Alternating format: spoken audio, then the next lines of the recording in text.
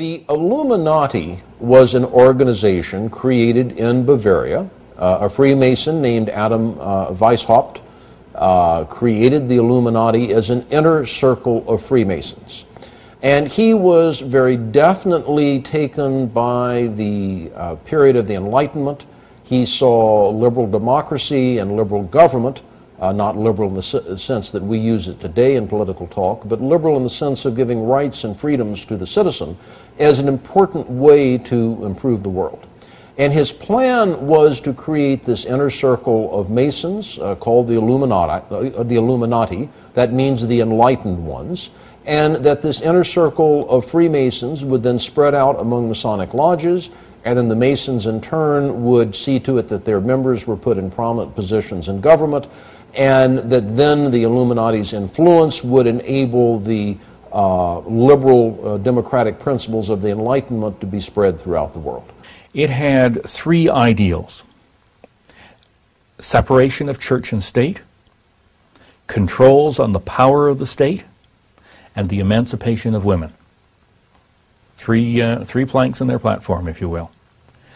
Now, one could say that the Bavarian Illuminati won, because that, in effect, defines Western society.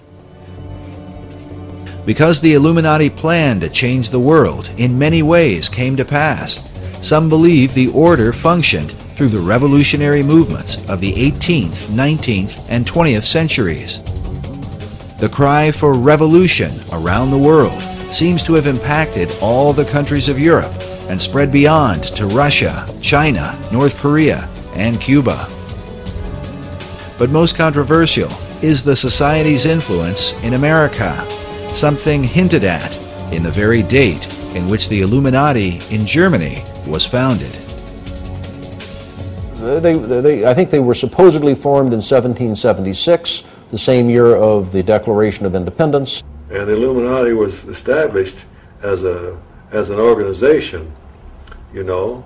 He says, no longer are we going to take the orders of the monarchs in 1776. Now that's a pretty important date, isn't it? Now, you made reference to 1776 and the Illuminati. Can you draw a line? I do associate the two because the language was so symbolic. It's too direct and too precise not to know that these people who envisioned such a new world were actually combined in the underground secret societies of Europe.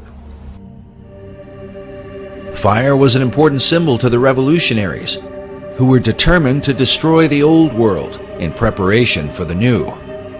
As one of them declared, with a match, one does not lift up the world, one burns it. Weishaupt's Bavarian Illuminati sparked the flame of the revolutionary faith, but some researchers believe that at some point their flame was put out. They lasted about 10 years. Now, what lasted for centuries after them was the rumor and reputation that there is a secret inner circle of Freemasons that are plotting to take over the world. John Robison in Scotland wrote a book, Proofs of a Conspiracy, where he talks about how the Illuminati are trying to take over Masonic lodges, and Masonic lodges are trying to take over the world. But the American lodges, by and large, externally, we know, did not accept that because it wasn't needed. However, it doesn't mean that there weren't lodges within the United States that did. You had to have had some Freemasons that were members of the Illuminati, but were they in control of any lodges? Don't think so, because it would be against the law. In the lower levels, they could talk all they wanted about it, but to get together as a group, as a function, as Freemasons, they couldn't. There was an Illuminati scare. How frightening is this? We've always known there was a Masonic lodge down the street. Could they be infiltrated by the Illuminati? Are they secretly trying to take over our government? All of this is foolishness. The Illuminati went out of business after about 10 years. They never spread beyond, much beyond Bavaria, certainly never to the United States.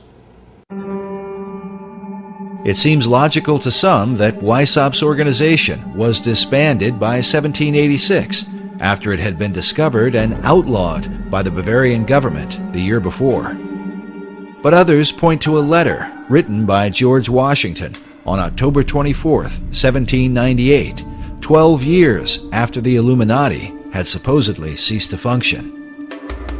Writing to the Reverend G.W. Schneider, Washington acknowledged the presence of Illuminati doctrines at work in America.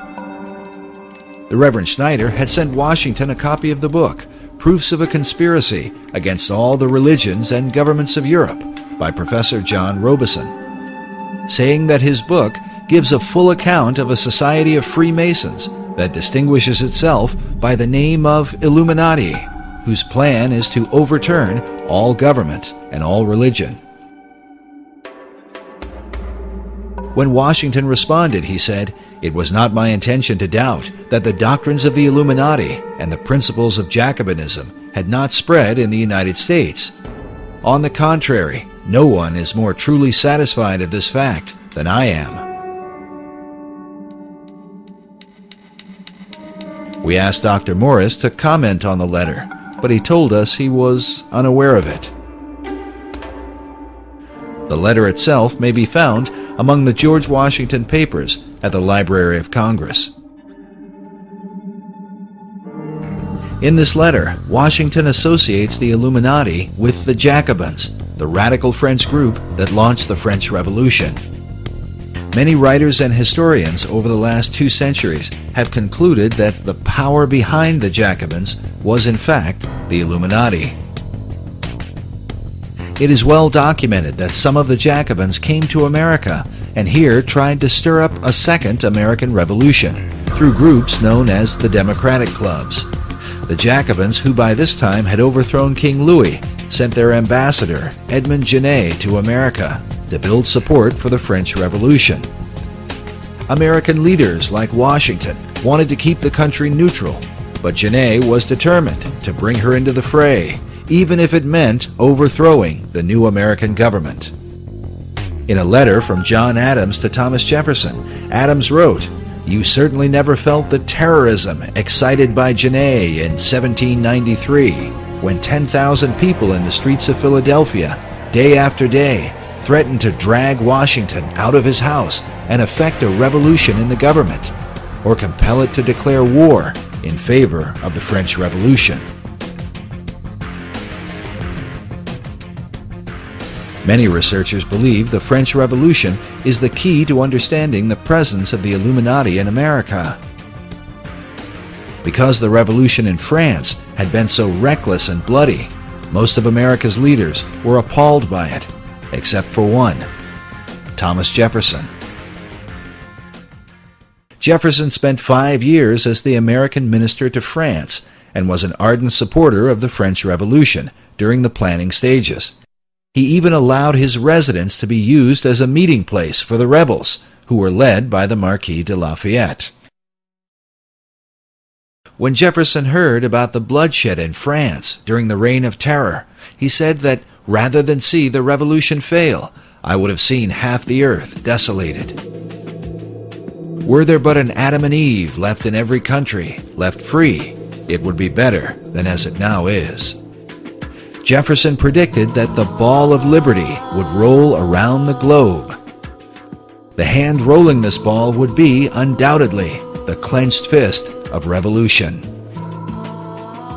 For many researchers, the presence of the all-seeing eye floating above an unfinished pyramid stands as clearest proof of the Illuminati at work in America.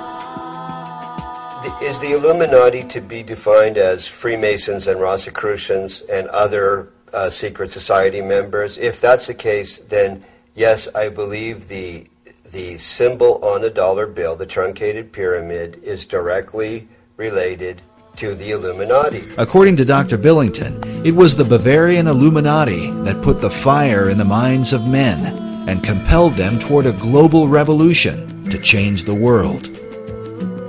Is it possible that this philosophy is at work in America today? By our efforts, we have lit a fire as well. a fire in the minds of men. It warms those who feel its power. It burns those who fight its progress. And one day, this untamed fire of freedom will reach the darkest corners of our world.